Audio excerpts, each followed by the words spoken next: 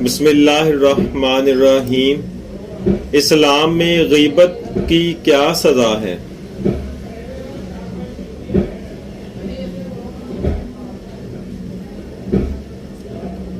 صحیح جواب ہے، حدیث کا مفہوم ہے کہ ایسے لوگوں کے قیامت کے دن تانبے کے ناخن بنائے جائیں گے جن سے وہ اپنے چہرے اور سینے کو نوچیں گے۔ غیبت اور تہمت میں کیا فرق ہے؟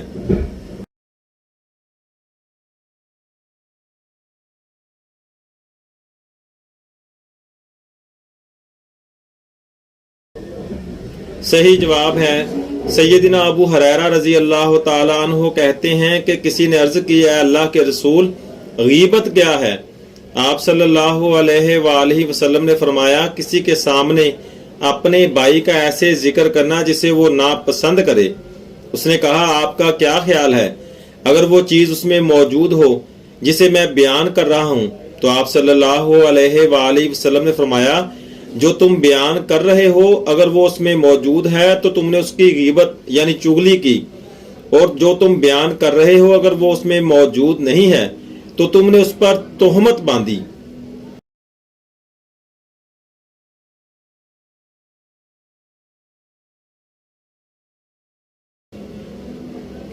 قرآن کی ایک آیت سیکھنے کی فضیلت کیا ہے؟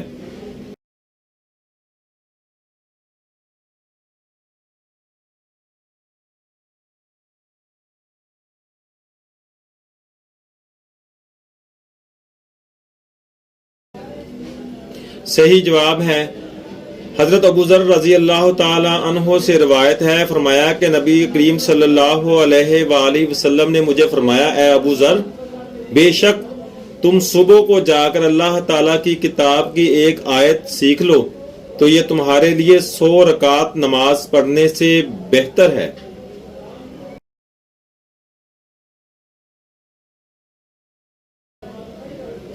کس نبی کو 300 سال تک فرشتوں نے علم سکھایا؟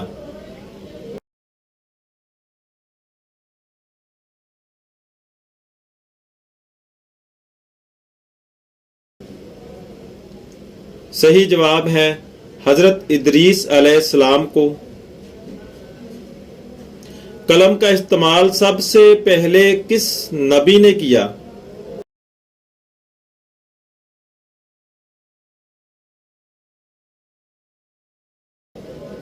صحیح جواب ہے، حضرت ادریس علیہ السلام نے۔ 2 بھائی ایک ہی دن پیدا ہوئے اور ایک ہی دن انتقال کیا، لیکن ایک کی عمر 100 سال تھی اور دوسرے کی 200 سال، بتائیں کیسے؟